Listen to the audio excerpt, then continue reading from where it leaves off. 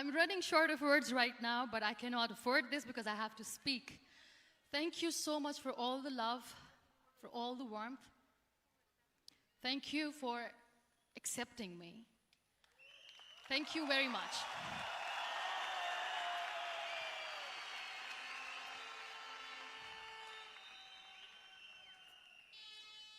Well, I always start my talk with a disclaimer. And that disclaimer is that I've never claimed to be a motivational speaker. Yes, I do speak, but I feel more like a storyteller because wherever I go, I share a story with everyone. Well, it is a story of a woman whose perfectly imperfect life made her who and what she is today. It's the story of a woman who, in pursuit of her dreams and aspirations, made other people realize that if you think that your life is hard and you're giving up on that because you think your life is unfair, think again. Because when you think that way, you are being unfair to your own self. It's the story of a woman who made people realize that sometimes problems are not too big. We are too small because we cannot handle them.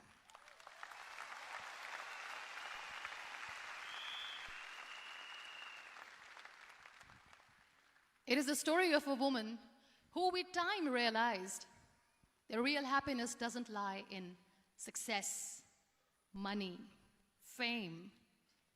It lies within. Real happiness lies in gratitude. So I am here, and I'm going to share the story of that woman. That is my story. The story of gratitude.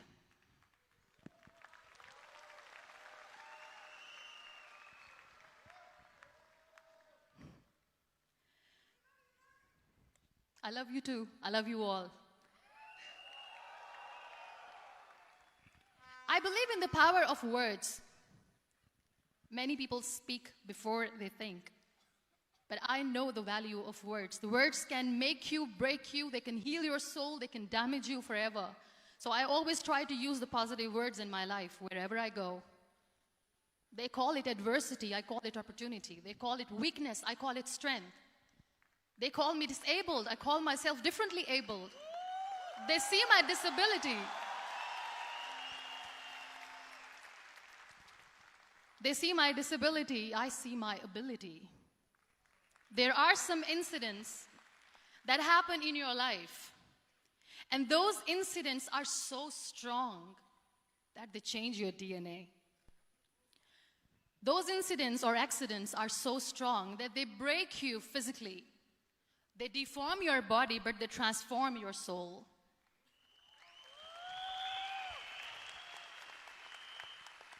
Those incidents break you, deform you, but they mold you into the best version of you. And the same thing happened to me. And I'm going to share what exactly happened to me. I was 18 years old when I got married.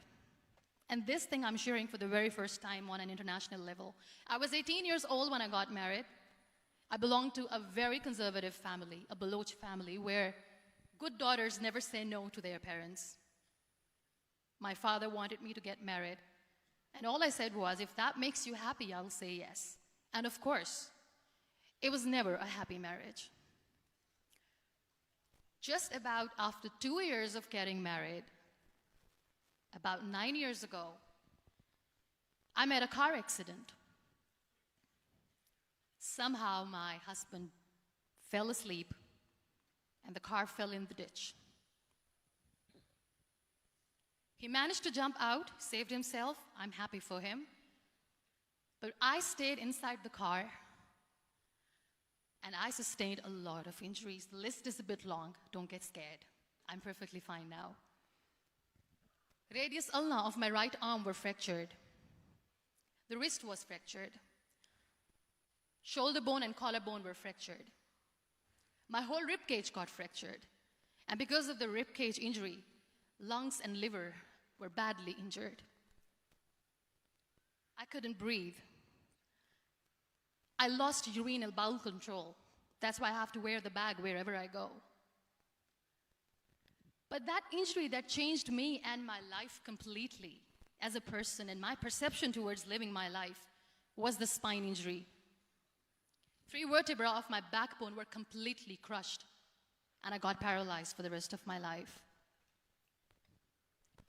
So this accident took place in a far-flung area in the outskirts of a very small province, Balochistan, where there was no first aid, no hospital, no ambulance. I was in the middle of nowhere in that toppled car. Many people came to rescue. They gave me CPR. They dragged me out of the car. And while they were dragging me out, I got the complete transection of my spinal cord. And now there was this debate going on. Should we keep it here? She's going to die. Where should we go? There is no ambulance. There was this 4-wheeler Jeep standing in the corner of the street. They said, put her in the back of the Jeep and take her to the hospital, which is 3 hours away from this place. And I still remember that bumpy ride. I was all broken. They threw me at the back of the Jeep and they rushed me to the hospital.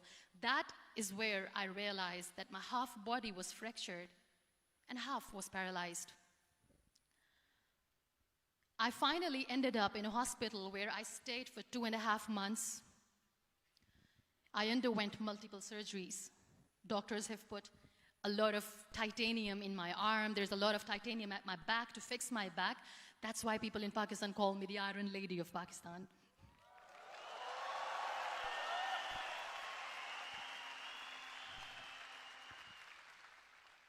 Sometimes I wonder how easy it is for me to describe all this all over again.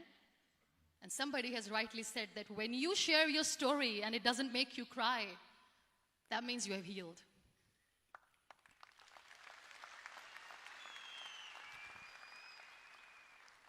Those 2.5 months in the hospital were dreadful. I will not make up stories just to inspire you. I was at the verge of despair. One day, doctor came to me and he said, well, I heard that you wanted to be an artist, but you ended up being a housewife. I have a bad news for you. You won't be able to paint again because your wrist and your arm are so deformed, you won't be able to hold a pen again. And I stayed quiet. Next day, doctor came to me and said, your spine injury is so bad, you won't be able to walk again. I took a deep breath and I said, it's all right. The next day, doctor came to me and said, because of your spine injury and the fixation that you have in your back, you won't be able to give birth to a child again. That day, I was devastated. I still remember, I asked my mother, why me? And that is where I started to question my existence. Why am I even alive? What's the point of living? I cannot walk, I cannot paint, fine. I cannot be a mother. And we have this thing in our heads, being women, that we are incomplete without having children. I am going to be an incomplete woman for the rest of my life. What's the point? People are scared. They think I will get divorced. What is going to happen to me? Why me? Why am I alive? We all try to chase this tunnel. We all do this because we see light in the end of the tunnel, which keeps us going. My dear friends, in my situation, there was a tunnel that I had to roll on, but there was no light. And that is where I realized that the words have the power to heal the soul. My mother said to me, this too shall pass. God has a greater plan for you. I don't know what it is, but He surely has.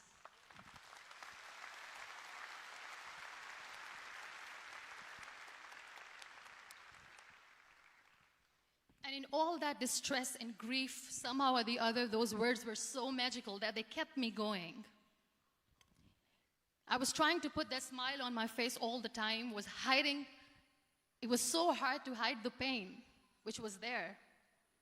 But all I knew was that if I will give up, my mother and my brothers will give up too. I cannot see them crying with me. So what kept me going was, one day I asked my brothers, I know I have a deformed hand, but I'm tired of looking at these white walls in the hospital and wearing these white scrubs. I'm getting tired of this. I want to add more colors to my life. I want to do something. Bring me some colors. Bring me some small canvas. I want to paint. So the very first painting I made was on my deathbed, where I painted for the very first time. It was not just an art piece or just my passion. It was my therapy. What an amazing therapy it was. Without uttering a single word, I could paint my heart out. I could share my story. People used to come and say, what lovely painting, so much color. Nobody could see the grief in it. Only I could. So that's how I spent 2.5 months in my hospital, crying, never complaining or whining, but painting. And then I was discharged, and I went back home. And I went back home, and I realized that I have developed a lot of pressure ulcers on my back and on my hip bone. I was unable to sit.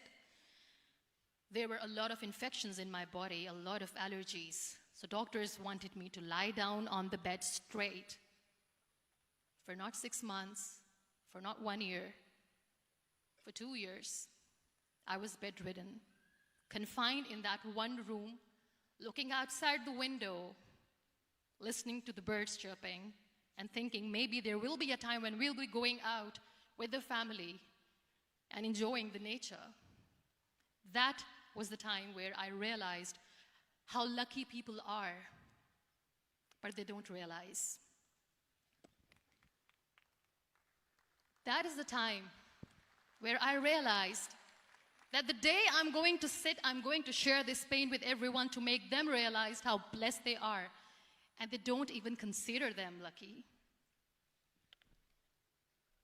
There are always turning points in your life. There was a rebirth day that I celebrated. After 2 years and 2.5 months, when I was able to sit on a wheelchair, that was the day when I had the rebirth. I was a completely different person. I still remember the day I sat on the wheelchair for the first time, knowing that I'm never going to leave this, knowing that I won't be able to walk for the rest of my life. I saw myself in the mirror, and I talked to myself. And I still remember what I said. I cannot wait for a miracle to come and make me walk. I cannot sit in the corner of the room crying, cribbing, and begging for mercy because nobody has time. So I have to accept myself the way I am. The sooner, the better. So I applied the lip color for the first time.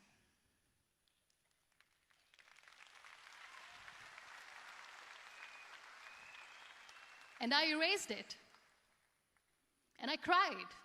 And I said, what am I doing? A person on a wheelchair should not do this.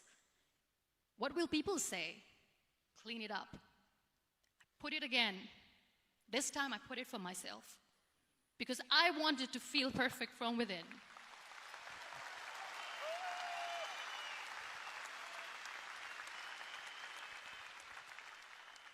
And that day I decided that I'm going to live life for myself. I am not going to be that perfect person for someone. I am just going to take this moment and I will make it perfect for myself. And you know how it all began? That day I decided that I'm going to fight my fears. We all have fears. Fear of unknown, fear of known, fear of losing people, fear of losing health, money. We want to excel in career, we want to become famous, we want to get money. We are scared all the time. So I wrote down one by one all those fears. And I decided that I'm going to overcome these fears one at a time. You know what was my biggest fear? Divorce. I couldn't stand this word. I was trying to cling on to this person who didn't want me anymore, but I said no. I have to make it work. But the day I decided that this is nothing but my fear, I liberated myself by setting him free. And I made myself emotionally so strong that the day I got the news that he's getting married, I sent him a text that I'm so happy for you and I wish you all the best. And he knows that I pray for him today.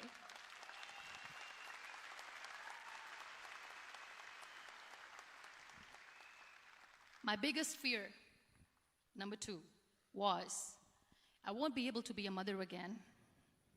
And that was quite devastating for me. But then I realized there are so many children in the world, all they want is acceptance. So there is no point of crying, just go and adopt one. And that's what I did.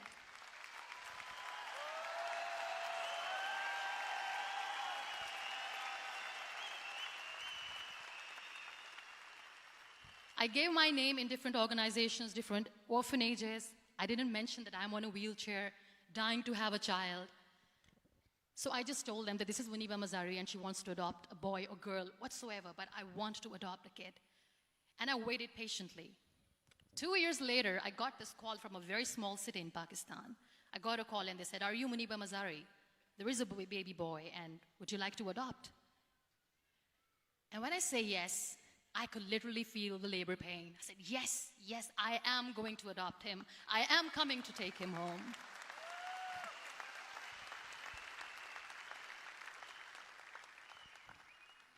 And when I reached there, the man was sitting and he was looking at me from head to toe. And in back of my head, I kept thinking that, oh my God, he's going to say she's on the wheelchair, she doesn't deserve it. How is she going to take care of him? And I looked at him and I said, do not judge me because I'm on the wheelchair. But you know what he said? He said, I know you will be the best mother of this child. You both are lucky to have each other.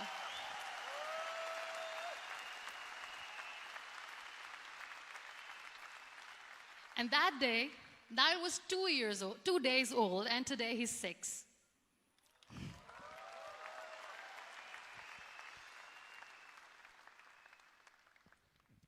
You'll be surprised to know another bigger fear that I had in me. It was facing people. I used to hide myself from people. When I was on bed for 2 years, I used to keep the door closed. I used to pretend that I'm not going to meet anyone, tell them that I'm sleeping. You know why? Because I couldn't stand that sympathy that they had for me. They used to treat me like a patient. When I used to smile, they used to look at me and say that, you're smiling, are you okay? I was tired of this question being asked, are you sick? Well, a lady yesterday at the airport asked me, are you sick? And I said, well, besides the spinal cord injury, I'm fine, I guess.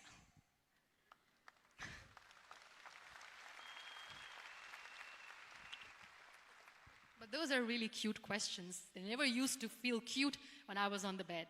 So I used to hide myself from people, knowing that, oh my God, I'm not going to see that sympathy in their eyes. It's all right. And today I'm here speaking to all these amazing people because I have overcome the fear.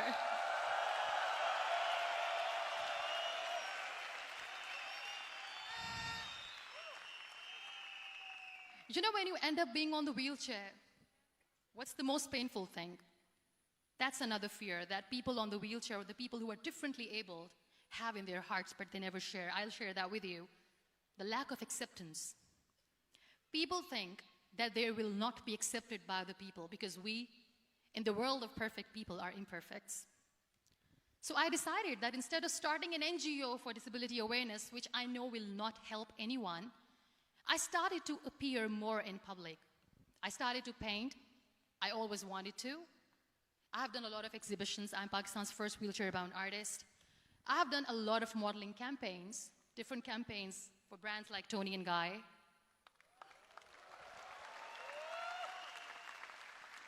I have done some really funny, breaking the barriers kind of modeling. There was this one by the name Clown Town where I became a clown because I know that clowns have hearts too. And then I also decided that if I really want to make the difference, I am not going to let people use me for their polio campaigns where they will make you a victim and an emblem of misery and mercy and will say that, you know what, give polio drops to your children or they'll become like this girl. I decided that I'm going to join the national TV of Pakistan as an anchor person. And I've been doing a lot of shows for the last 3 years.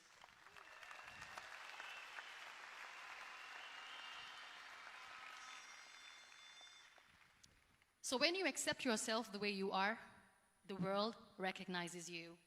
It all starts from within. Thank you. I became the National Goodwill Ambassador for UN Women Pakistan, and now I speak for the rights of women, children. We talk about inclusion, diversity, gender equality, which is a must. I was featured in BBC 100 Women for 2015. I'm one of the Forbes 30 under 30 for 2016. And it all didn't happen alone. You all are thriving in your careers. You have bigger dreams and aspirations in life. Always remember one thing. On the road to success, there is always we, not me. Do not think that you alone can achieve things. No. There is always another person who is standing behind you, maybe not coming on the forefront, but behind you, praying for you and supporting you. Never lose that person. Never.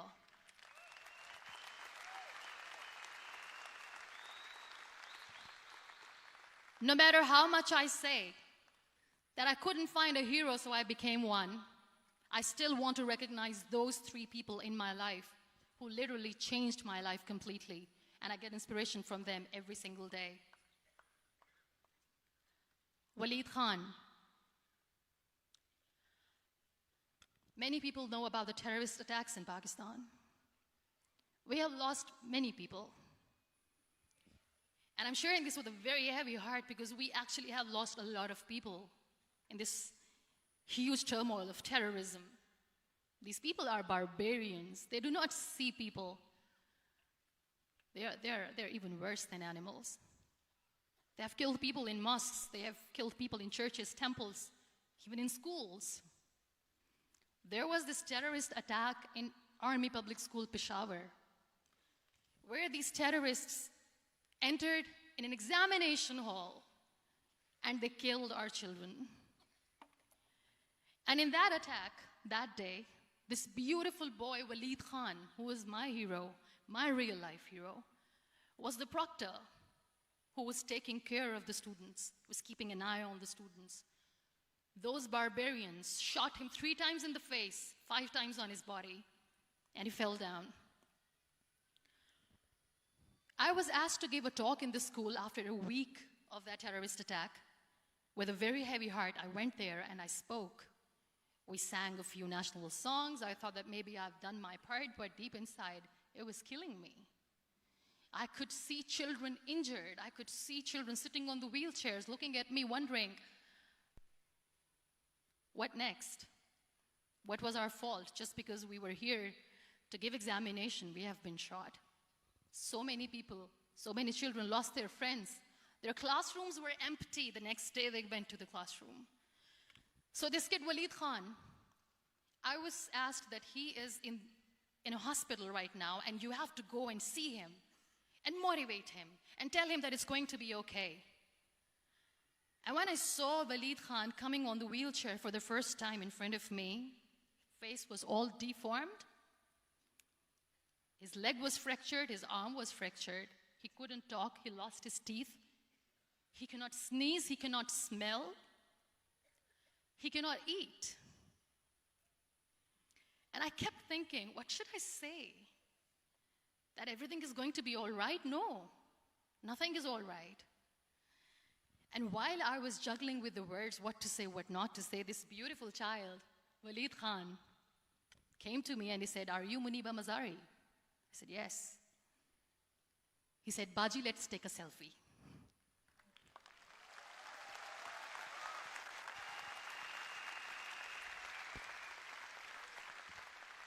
And with that beautiful, toothless smile of Waleed Khan, we took that beautiful selfie that I still have with me. I don't share that here because he was in a very bad shape that time. And that is where I realized that when I was thinking too much about his deformities, he's happy with himself. He doesn't even care. Because today he goes in the same school, and when somebody asks him that what happened to your face, why so many scars, you know what he says? "These scars are my medals and I wear them with pride."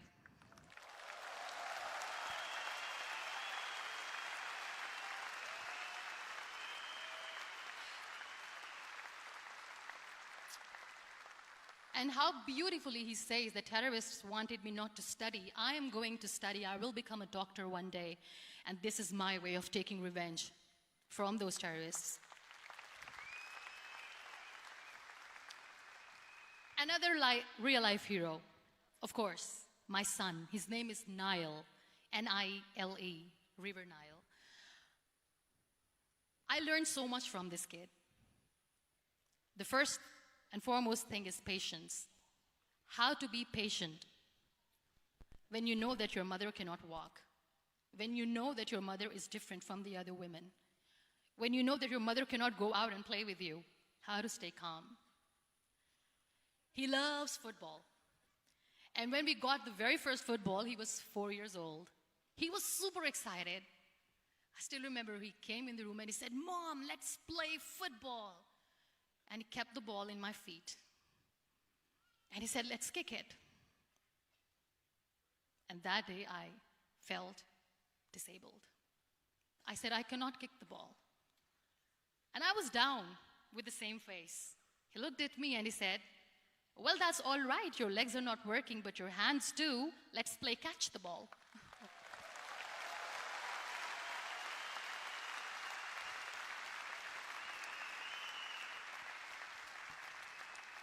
You know what? That day he made me realize that when you think your glass is half empty, come on, your glass is half full. It's all in here and here. Last but not least, the woman who made me realize that heroes have no gender. The woman who believed in me even when I was completely at the verge of despair, where everybody left, she was there. And every time I looked at her, without saying anything, she used to look at me and said, "This too shall pass. God has a bigger plan. And one day you will say that, 'Oh my God, that is why God has chosen me.'" She never cried in front of me. She has always said that there will be haters, there will be naysayers, there will be disbelievers, and then there will be you proving them wrong. My mother.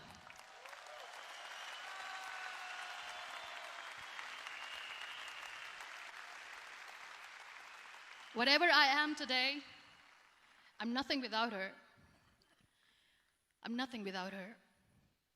Thank you, Mama. I wish you were here. Thank you for making me who I am today.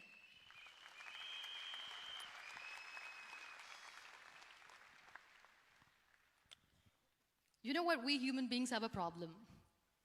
Out of many problems, there is one more, and this is a self-created one. We always expect ease from life. We have this amazing fantasy about life. This is how things should work. This is my plan. It should go as per my plan. If that doesn't happen, we give up. So my dear friends, let me tell you one thing. I never wanted to be on the wheelchair. Never thought of being on the wheelchair.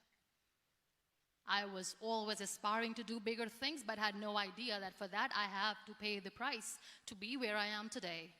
It's a very heavy price. This life is a test and a trial, and tests are trials are never supposed to be easy. So when you're expecting ease from life, and life gives you lemons, then you make the lemonade, and then do not blame life for that, because you were expecting ease from a trial. Trials make you a stronger, better person. Life is a trial, and with time you realize that.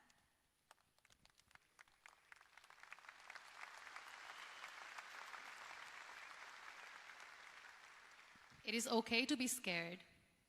It is okay to cry. Everything is okay, but giving up should not be an option. They always say that failure is not an option. Failure should be an option, because when you fail, you get up, and then you fail, and then you get up, and that keeps you going. That's how humans are strong.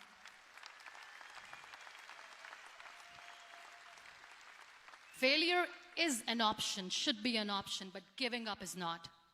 Never. We have this thing in minds. We call it perfection. We want everything perfect. We want ourselves to be perfect. There is this image in our head about everything.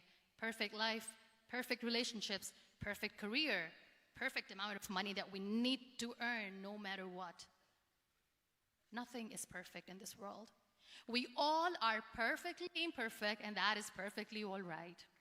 That's all right. We were sent here not to become the perfect people. Those people who tell you how to look perfect, even those people are imperfect. Trying to fight this fear of looking imperfect. I used to be perfect. I still remember. I got this compliment years ago when I used to walk. Oh my God, look at you. You're fair, you're tall, you're perfect. Look at me now. You're still perfect. Only the perfect eyes can see that. Only the perfect eyes will see that. Only the perfect eyes will see that. So yes,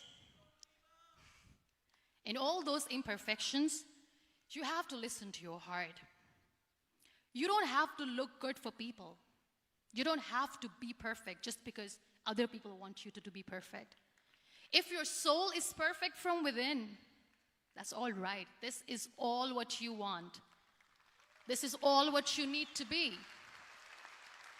Our society has made very weird kind of norms to look perfect and great.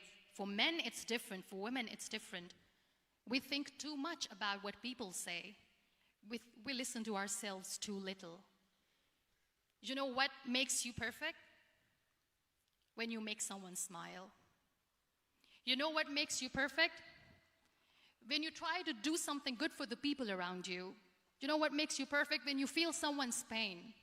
And how beautiful pain is that it connects you with people. No other medium can connect you with others but pain. That's why I always say that I'm in pain, and that's a blessing in disguise for me. Today, just because I'm in pain and I'm on the wheelchair, I work for children. Being the head of CSR for a company, we conduct medical camps in far-flung areas of Pakistan where so many kids die because they don't have medical facilities. And I personally believe just because they cannot afford to live doesn't mean we'll let them die. So we give them money, we give them medical treatment, we try to heal their wounds, physical and emotional. And I also work for the beautiful people, we call them third gender, the transgender community of Pakistan. You know what connects me with them? All my imperfections. When I go and I hug them, they never judge me. And this very good friend of mine, her name is Bijli. Bijli means electricity. She calls herself electricity. And I said, are you electricity? She says, no, I'm lightning. I'm as strong as lightning. Because we have very bad power outage, so she doesn't want me to call her electricity. So she says, I am very strong. I'm thunder, I'm lightning. She came to me, and the first time I hugged her, she said, you are just like me. And I said, yes, I am like you. Because to people, we are so imperfect. So how beautiful these imperfections are, that because of these imperfections, you can connect with people. Then why are we all running after being perfect? What's the point?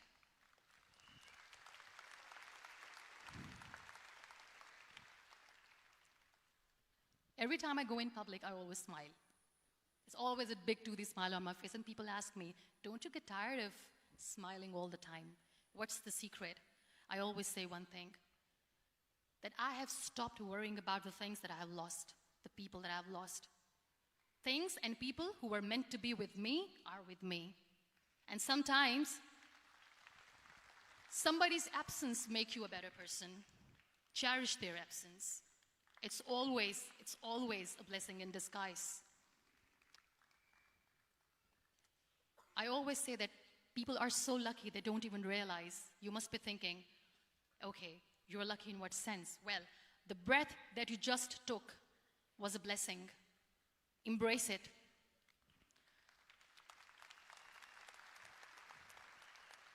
There are so many people in the world who are dreaming to live a life that you are living right now. You have no idea. Embrace each and every breath that you are taking. Celebrate your life. Live it. Don't die before your death. We all die.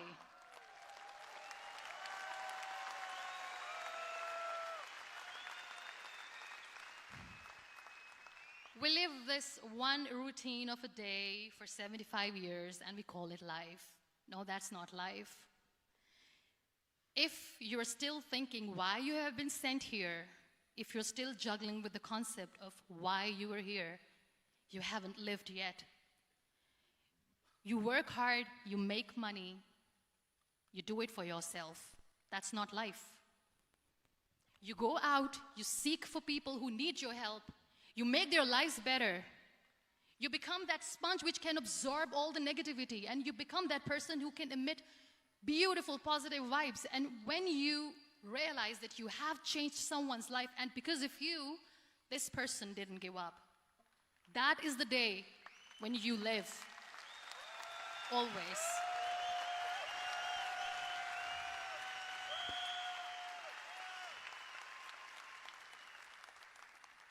We were talking about gratitude, why I smile all the time. I cry all night when nobody sees me, because I'm a human and I have to keep the balance. And I smile all day because I know that if I will smile, I can make people smile. That keeps me going.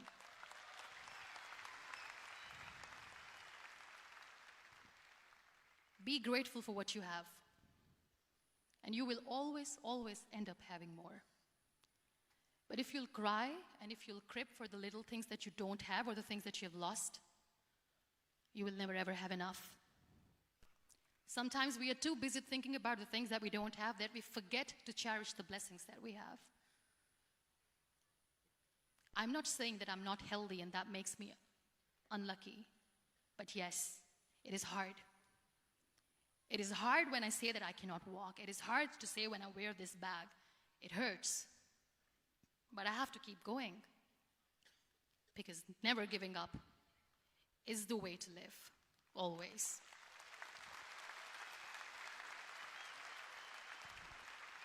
So I'll end my talk on a very short note.